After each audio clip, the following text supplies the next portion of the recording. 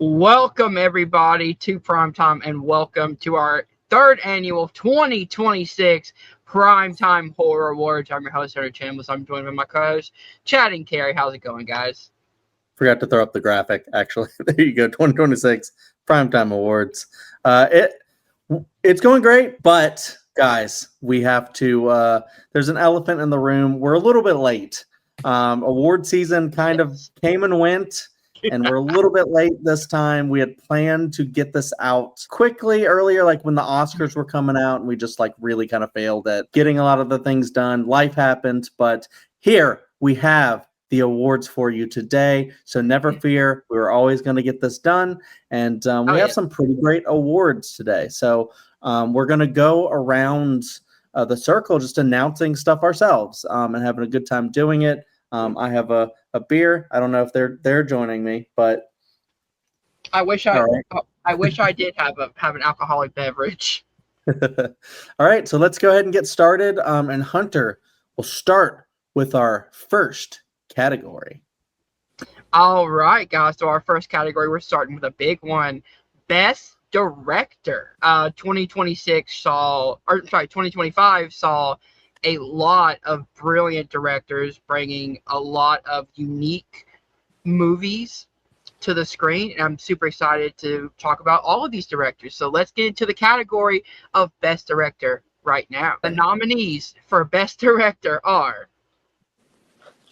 Drew Hancock for Companion, Guillermo del Toro for Frankenstein, Ben Leonberg for Good Boy, Ryan Coogler for Sinners, and Zach Cregger's for Weapons. And the Primetime Audience Award for Best Director goes to Ryan Coogler for Sinners. And of course, it had to be that. Of course. The audience runner-up is Zach Cregger for Weapons. Another great choice. Always had to be like those two, it feels like. Those two, exactly. The Primetime winner for Best Director is Ryan Coogler for Sinners. I think Sinners was probably my favorite movie of last year. It gets even better on a rewatch, and the directing by Ryan Coogler is definitely a reason why I love that movie so much. For sure. Who was the runner-up for the Primetime Award, Hunter? It was Zach Cregger's for Weapons. Yeah, I feel like it was like those two movies were like the big movies in horror of last year. So honestly, all of these directors, I think, could have taken it. The one that actually impressed me, I can't say the most, but really surprised me a lot, because Coogler and Cregger didn't really surprise me because they had already given us really great movies before. But I had never heard of Ben Leonberg, and the way he directed Indy and Good Boy, just that movie was maybe the scariest movie of the year. And I just feel like how he helmed the editing and everything, and the performance from the dog and stuff was really fantastic. And then you have Guillermo del Toro, who did Frankenstein, and he's always an auteur. And then Companion was actually a really great first one of the first horror movies of last year that we saw that kind of always stuck in my mind. So yeah, definitely. I actually did want to talk about Drew Hancock and Companion for a minute, because the great thing about that movie is he was able to make a horror comedy that leans on the comedy side, but mixes really well with the sci-fi element and things like that, and you don't know what's happening. It's a really good twist. It's a really good kind of mystery and survival movie that I think he really directed this very well. But Ryan Coogler and Zach Cregger, as we said before, those two directors just know how to make a very stylistic and very unique film, where when you watch it, it's like Jordan Peele. When you watch their films, you're watching a film made by them, and they have their unique style that I love. Yeah, I mean, same for Guillermo del Toro, but exactly. I don't think Frankenstein was on the same level as Sinners and Weapons for horror movies, even though Frankenstein did get a Best Picture nomination. So, Carrie, any thoughts on the directors? Yeah, I mean, a really excellent slate of directors, but I do think there's kind of a reason why we picked the same two that the audience did. Yeah. Just because I think that this year Ryan Coogler and Zach Cregger in particular just knocked it out of the park with their movies. So now we will move on to our best leading performance, and your nominees are Madeline McGraw, Black Phone 2, Sora Wong, Bring Her Back, Sophie Thatcher for Companion, Megan Fahey for Drop, oh, good boy, Indy, Oscar Isaac for Frankenstein, Everett Blunt for The Plague, Miles Caton for Sinners, Michael B. Jordan for Sinners, and Josh Brolin for Weapons. And your audience winner is Michael B. Jordan, Sinners. Your audience runner-up was Miles Caton from Sinners. Your Primetime Award goes to, oh, what do you know? Michael B. Jordan, Sinners. Hey, he had 2 roles. He gets 2 awards, I guess, right? Your Primetime runner-up goes to Miles Caton. Yeah, I mean, it's a pattern. I swear, some of these are a little different, but a lot of them are very similar. I mean, there's some juggernauts. I mean, come on. Those two literally made the movie. Like, they are the heart and soul of Sinners, and the movie revolves around them. Like, Michael B. Jordan won the Oscar for Best Lead Actor because of this performance at the Oscars, so we had to give it to him here as well. Yep. It's like them and like Delroy Lindo. I think, like, again, an excellent slate of leading actors here. But again, like, we and the audience had the same choices, and I think it just is the strength of the performances in Sinners. Michael B. Jordan obviously playing 2 parts, and like, I don't know, I do have like a treat, even though I know Michael B. Jordan and have followed him for a very long time, I still like have this suspension of disbelief that I really lean into when watching Sinners, where I'm like, oh wait, no, that's not actually 2 people. That's Michael B. Jordan twice. Like, he just does a phenomenal job. And Miles Caton, like, just an excellent performance by a relative newcomer. He just really does a phenomenal job. So I think these are like we have just a great best lead winner and a great runner up. Yeah, with Miles Caton, especially, like, playing the guitar and singing and just, just being that role is just so good. And we've never really seen him before. So I hope to see him a lot more. Looking at like some of the other nominees, just shouting out, like, particularly want to shout out Indy and David Johnson, because, well, Indy's a puppy, okay? And so much like credit you can give for, like, does the dog know it's acting? But regardless, the dog was so good, despite whether or not they were just responding to treats or if they knew what they were doing. But it's that movie is something else. I still say the scariest movie I saw last year. And then David Johnson, this guy, Carrie and I first saw in what was that romantic comedy that we saw that he was in? Oh, it's so good. It's like something Lane or something. Rye Lane. Yeah. And that was such a good movie. And then, Alien Romulus, he knocked it out of the park. That's where I first saw him. Yeah. Yeah. And then being in The Long Walk, he steals the show. Even like Cooper Hoffman's great, but like David Johnson is just like next level, I feel like. So, Megan Fahey's great. Sophie Thatcher, I kind of fell in love with in that movie. That and Heretic. And I'm just excited to see like what she does next. Sora Wong was actually like really surprising. And Madeline McGraw, like, she was kind of like one of the big highlights of The Black Phone, and then they basically make her the main character of the second one. And Carrie still hasn't seen it, but I'm excited to rewatch that with her. Oh, and one more thing. Everett Blunt, we have to talk about with The Plague. I don't think Hunter's seen The Plague yet, but Hunter, please see The Plague, because it's so good. It's really like a psychological thriller. But hey, in why we love horror trivia, they put psychological thriller in their horror. So do I. And I think The Plague is just a really fantastic, like, mess with your mind, like boys will be boys kind of a thing, and like what do Okay. kids do when they are just kind of like living together, and like what like hazing, like how far can it go, things like that. So anyways, yeah, great slate. Anything else to add, Hunter?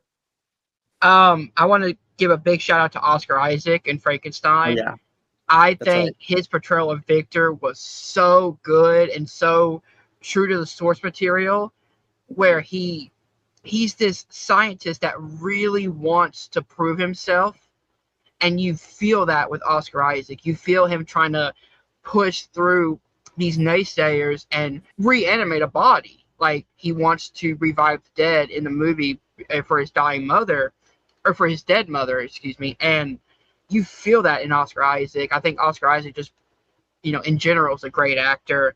But yeah, it definitely had to be Michael B. Jordan for Best Actor. I mean, not only did he win the Oscar for Best Lead, this year, because he was that good, but as Carrie said, when you watch the movie, there is something where you have to kind of remind yourself that you're not watching two different actors. You're watching the same actor. And I think that's really cool when an actor can play two roles very differently, but it's the same actor. Because both Smoke and Stax are completely different from each other. And I love that. And when you're with one and then you can see how the other one acts, it really shows the range of Michael B. Jordan as an actor. For sure. And also shout out to the stunt actor that they had, because Michael B. Jordan Yes. had to act next to like a guy and then do the same the other performance, I guess, with the guy doing the other performance, and then kind of Yep. doing every single scene twice. And they It's just, masked his insane. face. Yeah. Carrie, could you read us nominees for, what's your category? Best Supporting Actor. All right, so our nominees are Ray Fiennes, 28 Years Later, Sally Hawkins, Bring Her Back, Josh Wren-Phillips, Bring Her Back, Lucas Gage, Companion, Jacob Elordi, Frankenstein, That's David okay. Johnson, The Long Walk, Wunmi Masaku, Sinners, Jack O'Connell, Sinners, and Amy Madigan, Weapons. And that's a lot of amazing performances. I don't even remember how I chose from among those. So our audience Best Supporting Actor Award winner goes to... Who do you think it is? Amy Madigan. Weapons. Our audience runner-up is Wunmi Musaku. Sinners. From Sinners. Okay. And our Primetime Award winner is Sally Hawkins. Bring Her Back. And the runner-up was Jacob Elordi for Frankenstein. Oh, yeah. All right. Going back up to Hunter. And Hunter's award is... So first, I want to give a big shout out to Sally Hawkins in Bring Her Back. I think she is absolutely terrifying. And she's terrifying in a realistic way. She is a grieving mother. Yeah. And she is trying to find her lost, or she's trying to kind of be a Bring mother her to back. Yeah, she's literally trying to bring her daughter back. And I love how twisted and maniacal she is. And I think Sally Hawkins really, really brings it in this movie. Jacob Elordi, I know him from Euphoria. I think he's really good in Euphoria. But him as the Frankenstein's monster is insanely good, because he plays that character almost as Oscar Isaac when we were talking about in Best Lead. You really believe that this monster has a heart and is out for revenge because he wants to meet his maker.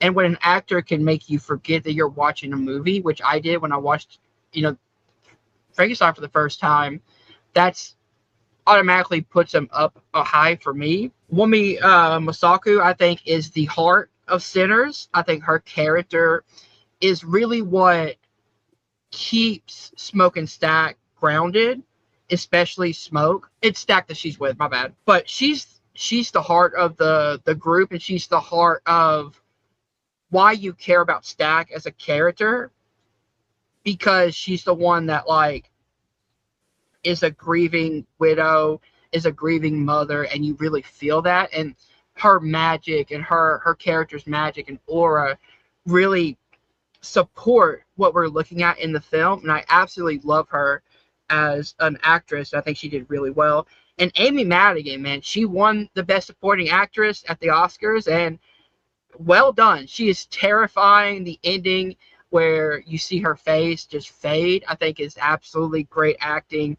And again, she is an actor that, almost like Sally Hawkins, where you can see how crazy an actor can really get when they're given this material. And I think it really works.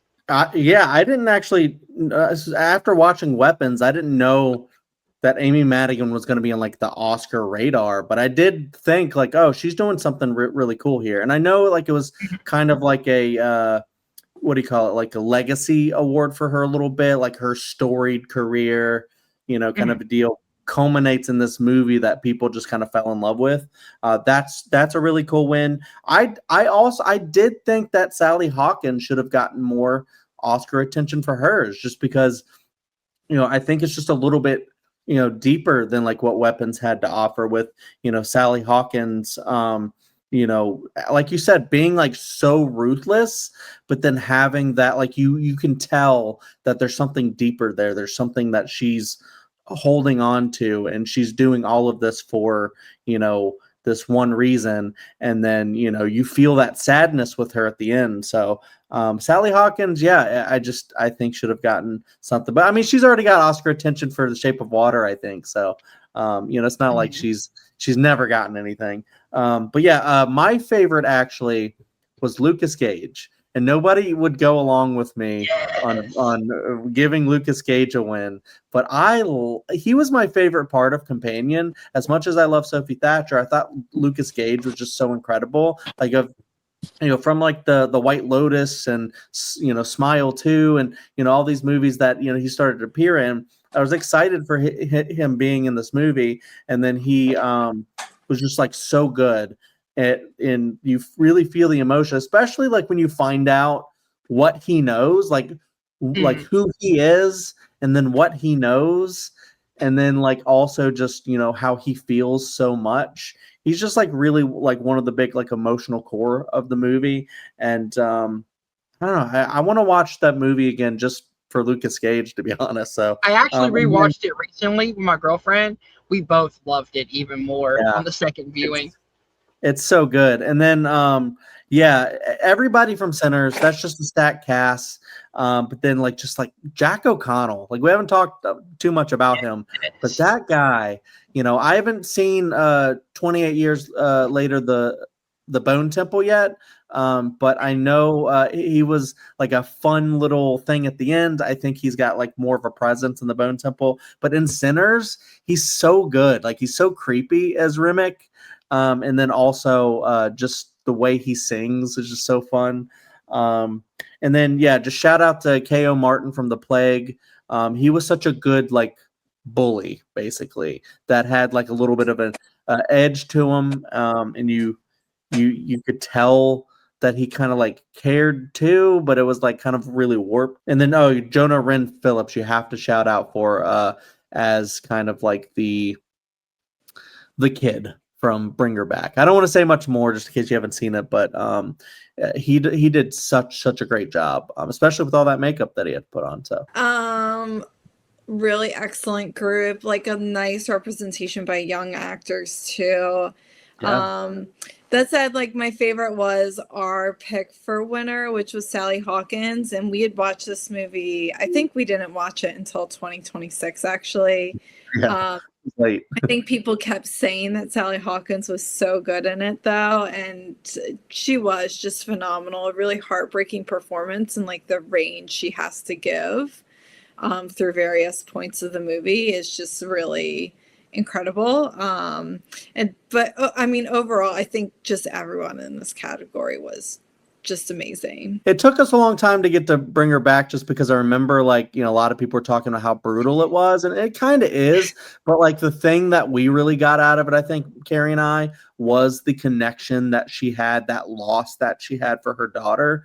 That, like, Carrie and I, we don't have loss like that, thankfully. But it's one of those things to where, like, we also feel so deeply as parents that we totally get that connection that she had, that she misses now. I want to bring up one more. Ray Fiennes is incredible. 28 years later. Yeah. Oh yeah, he is so good, so unhinged, so funny, but also has a really good emotional core that brings the film all together at the end. Yeah, it's actually refreshing when you watch that movie, because like, you hear a lot of people talk about his character, and you kind of like maybe fear him a little bit, or you think he's kind of crazy, and then you meet him and you're like, holy shit, I like this guy. So it's and when is Ray Fiennes not phenomenal? So there you go. Exactly. I got best screenwriting. Can't wait for this one. So many great movies with such great writing. Yeah. And the nominees for best screenwriting are 28 Years Later, Bring Her Back, The Plague, Sinners, and Weapons. And the audience award for best screenwriting goes to Weapons. And the runner-up audience award is Sinners, of course. And the Primetime Award for best screenwriting goes to Sinners. And our runner-up is a little bit of a flip-flop. Weapon. Trust me, and then, there are some different ones, I swear. Oh yeah. Supporting actor was different. That was fun. Yeah, it was pretty different. Yeah, I mean, great horror movie. Like, you go back to John Carpenter and Halloween. Great horror movies, or just great movies, but great horror movies start with a great script. If you don't have that, you don't really have a movie. And so everything's built around that. And if you can have great effects, great costumes, great all the other stuff, like the other awards that we're going to give, great performances to bring the script to life, that's perfect. But you have to start with that screenplay, and we have some great ones here. Sinners and Weapons were kind of like the big winners of the day. But yeah, go check out The Plague, because that movie, just the psychological warfare in that movie between a bunch of kids. I'm excited for Hunter to check that one out. yeah, I'm excited to see it. It's just so interesting to watch. And then, Bring Her Back, like, we were just talking about with Sally Hawkins, and, experiencing that loss and stuff. And then 28 years later, like, a very short movie. It felt short, and yet, I feel like you get such good, like, emotional weight, especially there at the end. So okay, so for me, obviously I love Sinners and I love Weapons, but I love Sinners because of how much Ryan Coogler put into doing research on the film, and you see that in the script he wrote. Not only is it about, slavery periods, but it's about, he really puts it into perspective of like a mafia life, coming from, working with Al Capone in Chicago. What was that like? And you bring those characters, Smoke and Stack, to life based around what happened in Chicago around this time. And I like that he added that little bit of character development into their backstory. Weapons, I think, is just a great fairy tale movie. That Zach Cregger's, the way he wrote the movie is like a fairy tale story, where it's like, you have your main character, you have your witch, you have the story that happens to these kids, and it's like a kid retelling the story to other people. And I love that he used the little girl's voice at the beginning and at the end as a way to connect the story of what it is, which is like a group of kids telling a fairy tale about something that may or may not have happened. Oh yeah, and to way quickly in on that, there's the way it's kind of like a very, I think, what Rashomon. I It's can't Pulp remember. Fiction style, yeah. I think that's the movie that first started it, with that style of, going back and forward in time and stuff, like very Pulp Fiction, like you said, is very cool, and that's all in the script. And then I didn't talk much about Coogler in the director section, but that dude, you just do me a favor, go on YouTube, look up Ryan Coogler talking about film, and you just like, the dude Oh, knows I like need so to. much. And I'm just like, oh my God, I can listen to this guy talk about film forever. So, to see him write an original screenplay like this is just so, so cool. And to see Sinners go into the Oscars and like be something that people were like, is this about to steal Best Picture from one battle after another? It came That close. it became very close. But it's such a great written film. I think the screenwriting is kind of what distinguishes like kind of the top tier of films from 2025. And I think we were lucky just to have such incredibly unique films based on like totally original ideas and unique scripts. All right, so now we're going to go on to what's mine. Oh, best costume design. Some great costumes in here. You're not, and some of them are like the villain ones. I was like, that's some good design for those villains. Your best costume design nominees are Black Phone 2, Frankenstein, the one that won the Oscar, Heart Eyes, Sinners, and The Ugly Stepsister. And your audience award goes to Frankenstein. The runner-up was The Ugly Stepsister. And the Primetime Award goes to also Frankenstein. But for our runner-up, we had Sinners. I think the great thing about the costume in Sinners, and also in all these movies, is that they use their costume in a way to tell the story. And I think if you go another route with these costumes, the story won't be as convicting. Because Sinners, the style of clothing that they have really matches the plantation style. It's hot, it's sweaty, like you really get put into that Mississippi environment with it. And that's what I really love, is that you could watch it. Not only do Smoke and Stack have completely different styles, which I absolutely love, but you can feel the heat in the movie, which I love too. Color design was like based off of like African folklore and stuff, like the blue to represent like I don't know, I've read it really briefly like a while ago, but there was like a ton of intention and meaning and even stuff like the colors of the costume and everything, which is really cool. And just having people dress like, different time periods and stuff, but also like, the going to a different movie, the Hard Eyes design was really cool. Great design. The grabber always looks really good. Also, like, to get the 70s aesthetic there. I deleted too much. The flannel shirts going on in that one too at the summer camp. Yeah. And Hunter, did you audition for that? I tried to. Didn't work out. All right. Our next award is Best Effects. And the nominees are Final Destination Bloodlines, Frankenstein, Sinners, Ugly Stepsister, and Weapons. And our audience award winner is Sinners. And the runner-up for our audience award is Final Destination Bloodlines.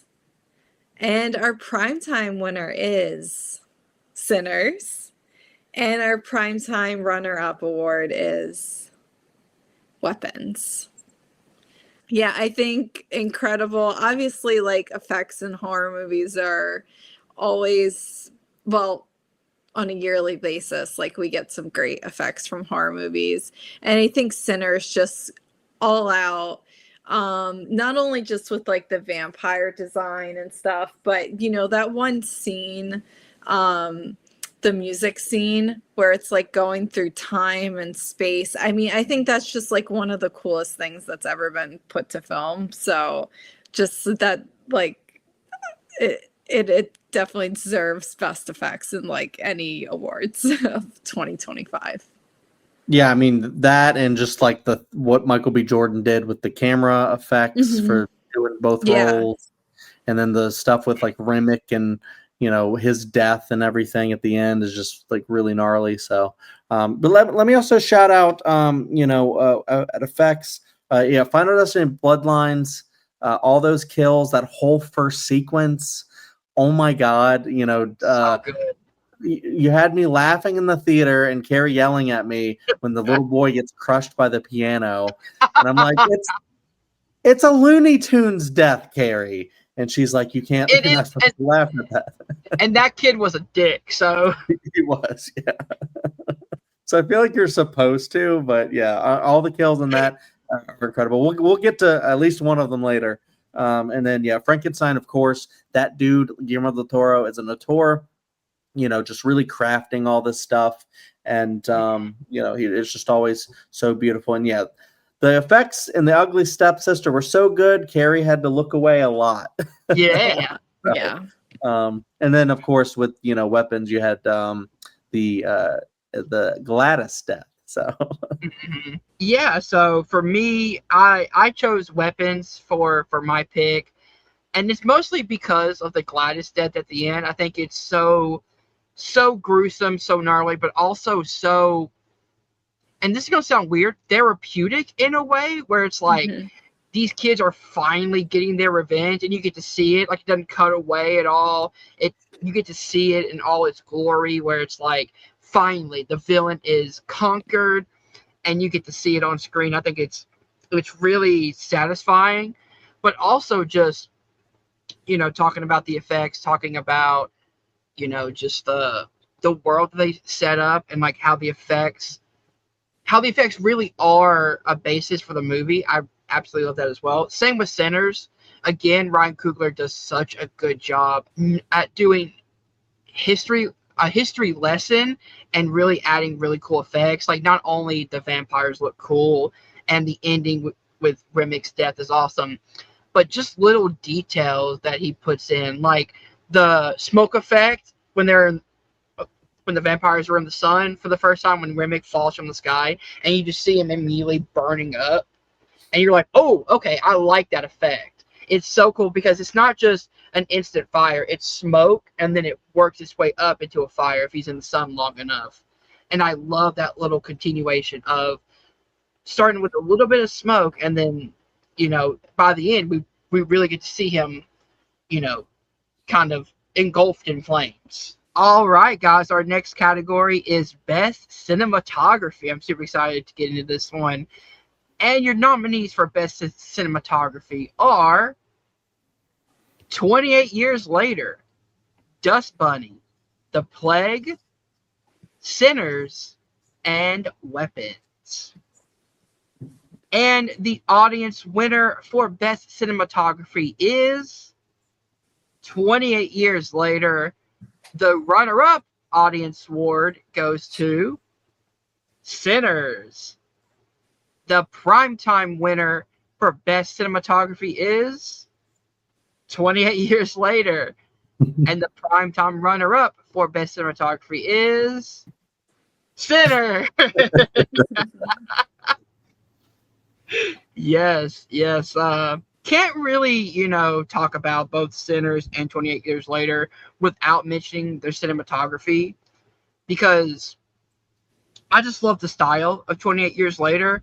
I think the way that they move the camera when the infected are coming at, and it speeds up, and you get to see the camera shaking and moving, and you get to see kind of these long shots of the bridge. I think they're so beautifully done. And then just in Sinners, like, you have this historical feeling from the first shot. Like, it feels like it was, like Ryan Coogler wanted to make this on actual film, and it feels like that, but he made it for IMAX. I love the way he did that. I love the way Which, by the way, I don't know if you guys know, the cinematographer for Sinners is the cinematographer for Nope and for Nolan films, which is Hoyt van Hoytema. So Ryan Coogler literally teamed up with a man who has worked with Christopher Nolan and Jordan Peele, and it shows in this movie. Yeah, I'm not sure if you did say this, but he did shoot it on film, and that's like the whole. I thought he shot it for IMAX. Well, it's like, I mean, IMAX, but on cameras like that use film, kind of a deal. So, but anyways, because like you have like 70 millimeter IMAX, you know, all this kind of stuff. Like that's what the Odyssey is being shown on a lot and stuff. I can't wait to see that in 70 millimeter. Like I said, well, if you can, there's only just a few theaters in the I will world. find a theater. The tickets are sold out, but you know, if you can try. But yeah, Sinners, just phenomenal cinematography. It won the Oscar. That's just holy shit! Like a horror movie won an Oscar for cinematography. That's insane. That's so cool. Weapons. Just all the editing and all the stuff, and just it looks so good. The plague and how they use the cameras under the water and stuff like that. And Dust Bunny is just a really unique like action horror experience. That's just a really, really cool movie. And then 28 years later, I think they shot on like iPhone or something, which is always like an interesting feat when you do it like super professionally. So yeah, these are like winner and runner up. I think are just both absolutely gorgeously shot films, and that's I think why they won both. Like that 28 years later won both the Audience and Primetime Award, and Sinners was the runner up for both. Just because, the cinematography was just totally outstanding. The landscapes and just the way everything was lit and filmed, just absolutely incredible. And just like that whole sequence in Sinners that we keep talking about is just how did they pull that off? It's just so good. Yeah. Like I'm not sure if that was one shot, but it feels like a one shot. It was. Oh, it was. Like you can like look up YouTube and like look at how they did it, where they like planned it out and like mapped it out and like that's so cool, man. It took like so much work just to get that one nailed down. Super impressive. All right, so we're moving on to Best Villain. And your nominees are The Grabber, Black Phone 2, Laura from Bring Her Back, a kind of a secret one, Josh from Companion, one I absolutely adored, Remick, Sinners. And then it seems like everybody's favorite, Aunt Gladys from Weapons. It's going to be like the next big Halloween costume, right? I hope so. Probably. Just all the little girls running around as Gladys. Can you imagine? Be like this year's Harley Quinn. That'd be amazing. And your audience award goes to Amy Madigan. Sorry for the jump scare. And then the audience runner-up was, oh yay, Sally Hawkins. And then the Primetime Award goes to maybe the rightful one, Sally Hawkins. Well, but who was close behind her? Amy Madigan, of course. Yeah. A lot of great villains here. The Grabber. I'm so excited to watch this again with Carrie soon because the Grabber in the sequel is basically Freddy Krueger, and it's just such a cool way. It's literally a nightmare movie. Yeah, such a cool way to expand the lore of the Grabber and tell more of the story about who he might have been and stuff like that. And Laura, like we said, we talked about her and the actor performance is that she's just so unhinged, but you get the emotional core of her character and stuff towards the end. Josh, like I said, is a very under the radar kind of villain. You don't think he's a villain at first, and then he kind of turns into one. It's very Scream 5. It's very Scream 5 in that way. where you don't know it's coming, and then he just likes to play those roles, I think.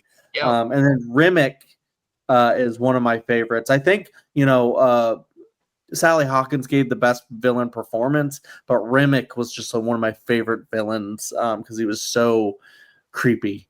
And then Gladys is just apparently an all-timer now, so there you go. I think Gladys is like, Sally Hawkins' performance, like you said, Chad, is just incredible, and she's like, I think like the much more like emotional villain or whatever, but Gladys is just so much fun, so like, I don't know, out of the box, and like what an original concept, and Amy Madigan just pulls her off perfectly.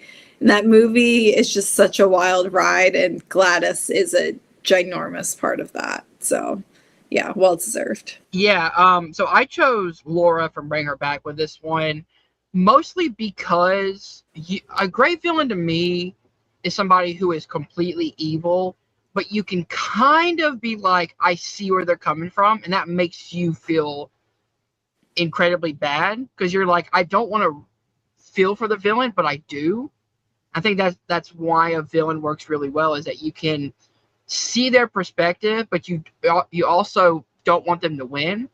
And when I was in the theater watching Bring Her Back, there was something about Laura that just was like, I see where you're going, but you're going way too far with this. Like, not only abusing the older kid that she brings in, but manipulating this blind little girl into doing what she wants. She's keeping kids hostage. Like, there's so much wrong with this character, but at the end of the day, you see why she goes to this depth and why she goes to this level of insanity.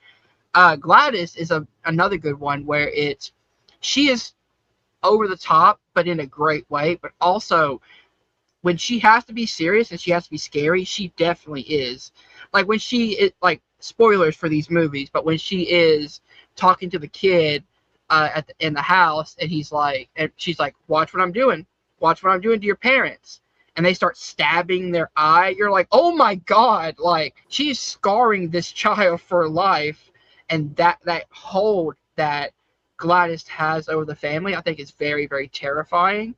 I love Remick in Sinners. I think he's a great vampire, but he's a vampire who also knows what it's like to be discriminated against. And I love that Ryan Coogler did that with him being an Irish vampire. If you know the history of that, like, the Irish wasn't known as pretty much citizens when they first came to America, so they had the African American experience of being, hated on for being different than other people. So I love that Ryan Coogler put that heritage in there as well. And Josh, to me, is one of the most realistic villains because he's just a loser who can't get a girl, and that's absolutely terrifying. And then the Grabber is just a great villain. He's an iconic. He's becoming an iconic villain, and I love that we get to add more lore to him. Our next award is Best Kill.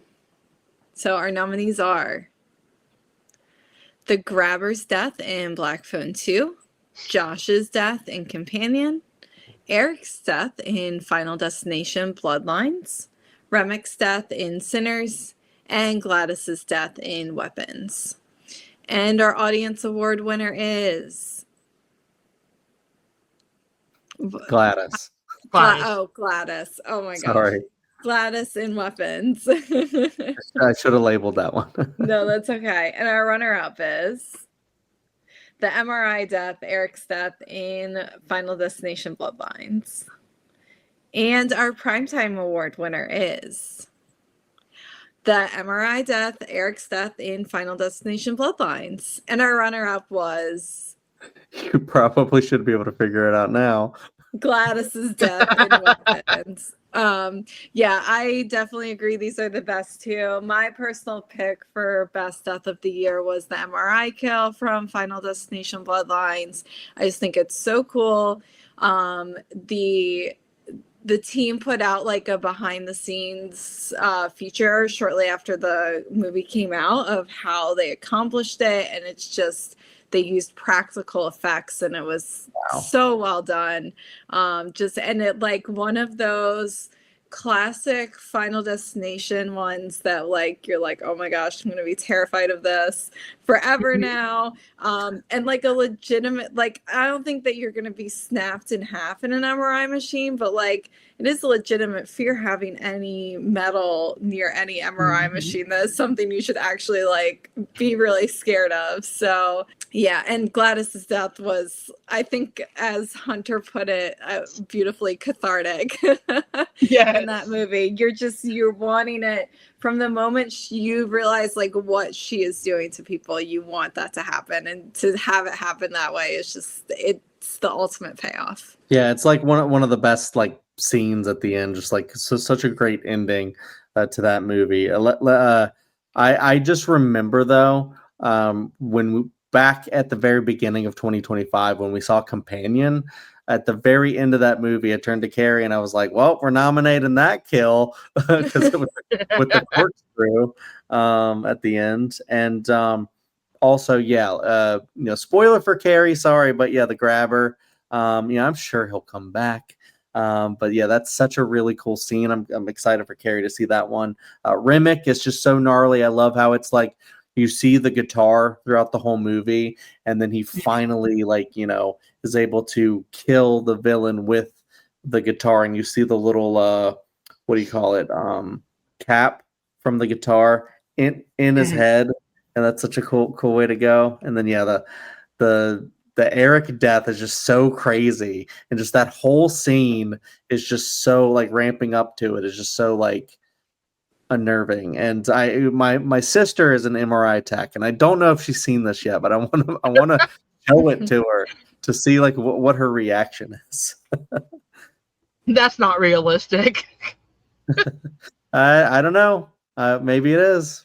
She'll be able to tell us. So I picked Gladys's death from Weapons, mostly because, as I said, it's built up in such a way that once the kid like snaps the stick, you're like, oh, here we go. Like it's all over for you, and you see her running through the neighborhood, running through people's houses. He snaps, and she's like, "Oh shit!" Yeah, and then she's like, "Oh no!" And as soon as that happened, I just went like, oh, "Okay, I know what this movie is. I know what this is. I know what it's doing right now." And I feel like Carrie and I were like laughing like way before the rest of the theater started laughing. We're like, "Guys, are you not here in the same movie with us right now? This is insane."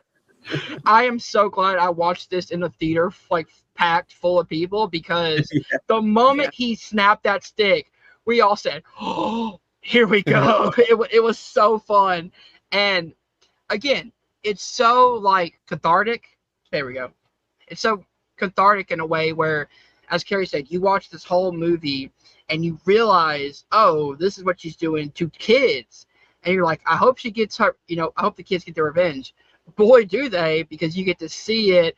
And I love that Zach Cregger doesn't do the, the typical, oh, I'm just going to show it from, sky high or whatever. No, we get to see it, in all its full gory detail. And I love it. But Eric's death is so insane.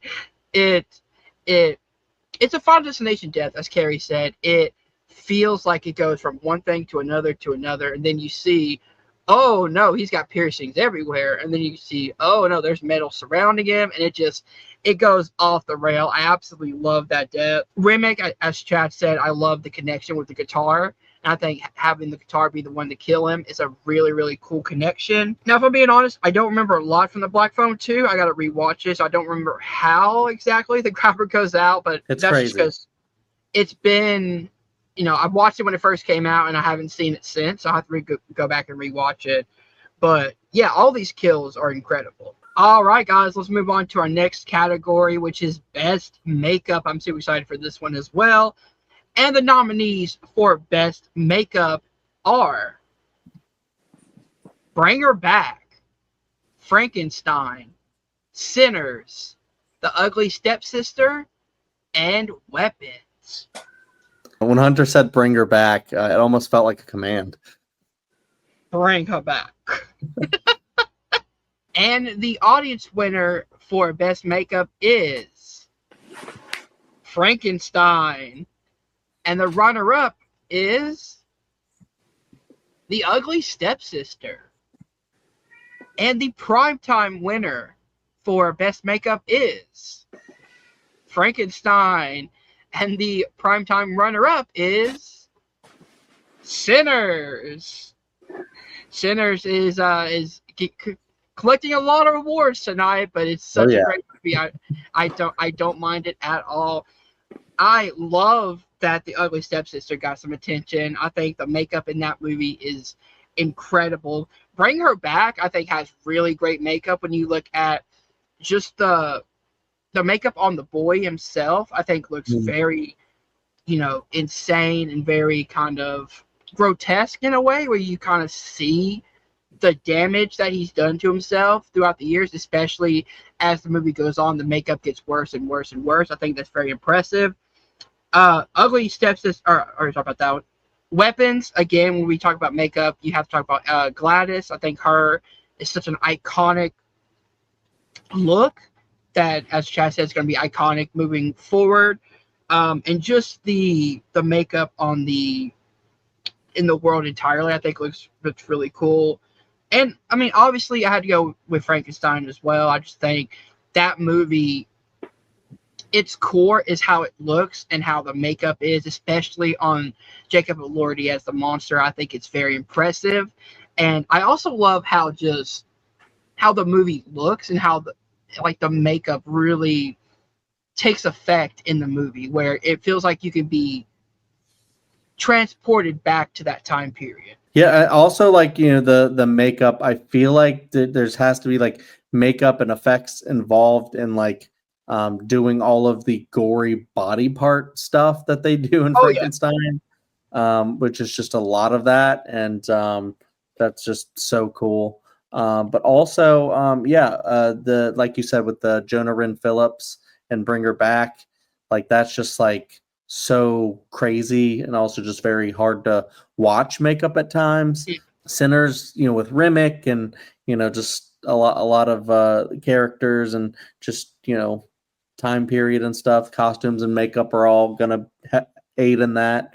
Ugly Stepsister had a lot of really interesting uses of makeup and the horror and effects of that, and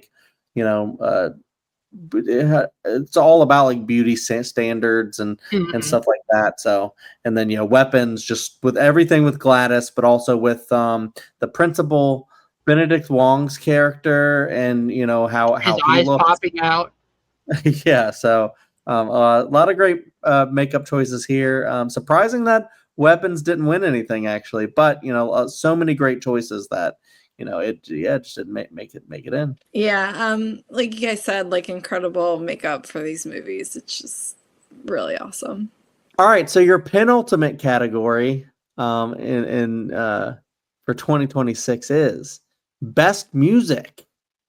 And this is pre-existing or original music. And your nominees are This Woman's Work, Megan 2.0. It's a pretty funny scene. I haven't seen the movie, but I've seen the scene. I Lied to You, Sinners. If you know, you know. That incredible sequence. Last Time I Seen the Sun, Sinners. This song always gives me goosebumps. Will You Go? Lassie Go? Sinners. That might be kind of my favorite song to sing from the movie. I love that song. And then great George Harrison needle drop, Beware of Darkness from Weapons. Oh, it's so good. And your audience award goes to I Lied to You from Sinners. And the runner up for the audience was They Just Love Sinners. Last Time I Seen the Sun from Sinners. And then wait, I think we also love Sinners. The Primetime Award goes to I Lied to You from Sinners. And Yeah, it's still Sinners. The runner-up was Will You Go, Lassie Go from Sinners. Yeah, Sweeping the category. there wasn't like a lot of music to pick from, but I feel like all these were so good. And honestly, we had 3 Sinners songs in here, and you can see they all won awards from us, audience and primetime. And I didn't want to go just all Sinners nominees. I was like, there's got to be some other good music. So I'm glad that they had like a really great Weapons needle drop was really cool. And then also I was looking around and I was like, oh, Megan 2.0 had a really fun kind of needle drop where Megan sings. So I really want to watch Megan 2.0 and see if I like it, because it looks like it's going kind of campy, but yeah, a lot of great music here. And Sinners was just a juggernaut with the music, and I lied to you, incredible sequence. Yeah, I think Sinners had like the best music of the year of horror movies. I guess we didn't nominate any of the K-pop songs. Maybe that was me because Well, far enough, but yeah, I wanted to put K-pop, in our feature, in like a You want to put horror, Golden in there? and you guys Yeah. were like, it's not horror. So anyways, yeah, I just the music in Sinners is phenomenal. Mm-hmm. Yeah. I specifically want to talk about the "I'd Lie to You" sequence. The First off, the song is just incredible. I have listened to that song on my YouTube playlist so many times, and just Miles's voice on that song is incredible. It's got a really cool blues aesthetic to it, and then it at the end ramps it up with these really cool beats of like, going through the eras of the 90s and the 80s, and these really cool like needle drops. But when you add the scene to it, it gets even better. Going from the blues opening to the 70s and 80s hip hop era to even like nowadays of black artists. Like, I absolutely love that scene. I think the scene and the song work well together, but you can watch them either way, and it's incredible. I think the song is incredible. I think the scene is incredible. yeah, it's just a brilliant mix of black music through so many different time periods, and I don't know, it's just such a cool. I love what like a lot of like black filmmakers are doing to talk about their history, and Ryan Coogler's definitely one at the like forefront of that. So and also like shout out to Rocky Road to Dublin. I can't Yes. I can only be mad at myself for snubbing this. But it's just one that I was like, it was either that or Will You Go, Lassie Go, that was going to get the snub. And I was like, I like singing the other one more. So, we didn't have 6 nominees. We only had 5. So Our nominees for Best Horror Film of 2025 are... drum roll, please. 28 Years Later, Black Phone 2, Bring Her Back, Companion, Final Destination Bloodlines, Frankenstein, Good Boy, The Long Walk, Sinners, and Weapons. And our audience award goes to Sinners. And our runner-up is Weapons. And our Primetime Award goes to... It's going to be something nuts. No. Like Sinners. Oh my God. And then our runner-up award goes to Weapons. I knew it before you put it up there. I love how we bookended this. We started with those two, we end with those two. I mean, honestly, they're the best horror movies of the year. So, well deserved. Dark horse for Good Boy, though. I'm telling you, scariest movie of last year. Despite I still gotta watch that, dude. Watch it and tell me that that's not a damn scary ass movie. I mean, we'll transition into the films. Carrie, do you have anything Oh, to say about those films? they're the two best movies of the horror movies of the year, and Sinners I think is the best movie of the year, of any type of movie. So All right, Yeah. so let me go through this real quick. 28 years later, kind of surprising, like comeback for that franchise. That's like crazy. I still haven't seen Bone Temple. Excited to, but yeah, 20 years later, really fresh. Since Weeks came out a long time ago, and then just really cool that we get a movie that really brings that one back. Black Phone 2. I would have been fine if they would have just kept the Black Phone as one movie, but seeing what they did in the sequel is just so cool. I love how they kind of changed the concept a little bit, developed the lore, really gave us some great stuff from like our main characters.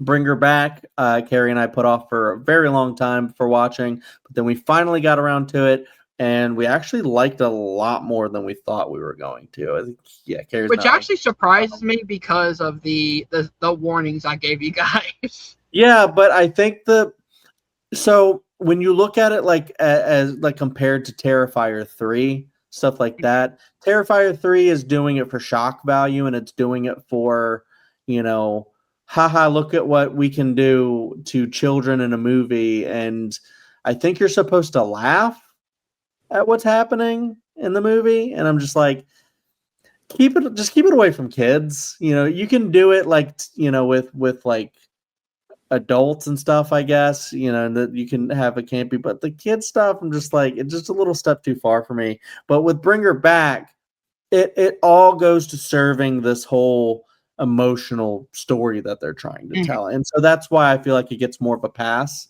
and it feels a little bit more palatable to us. Companion, like we said, like it kind of verges on whether or not it's a horror movie, but I feel like it's enough there. And like Hunter was saying, it's a good like sci-fi comedy horror, and I really enjoyed that one. A great way to start off the year. Final Destination Bloodlines, weird title, but it works, and it's such a good movie. May or may not be the best Final Destination. That's very debatable, but it's so good. Frankenstein, it's what Guillermo del Toro giving us Frankenstein you knew would be, but it's very good. Good Boy, scariest movie of the year. Like I said, The Long Walk is a great Stephen King adaptation. I need to rewatch Still need that to with watch Carrie. that one as well. And I need to rewatch it with Carrie. And then Sinners and Weapons, of course, just the best. Yeah, I think we all talked about it. Yeah, for me, Sinners and Weapons are just, I'm not going to say leagues like above, but I think what makes Sinners and Weapons the top two for me is that, as Carrie said, they're not just great horror movies, they're just great movies in general that happen to be horror. And I love that. I love that horror can make unique films, which Weapons and Sinners completely are. They're unique, original. They both have something to say about, Sinners is about, freedom and being different and, having to survive in one location. Weapons is about losing your innocence as a child, what happens to people when this force of nature just comes in and you can't stop it. Both of these work very well, but some runner-ups for me, Frankenstein, I think, is Del Toro's passion project, and you can clearly see it is, because he put his heart and soul into this one. I think it's my favorite Del Toro film, personally. Wow. Final Destination Bloodlines, I think, is so fun, such a great return to the Final Destination franchise, and tying it all in together.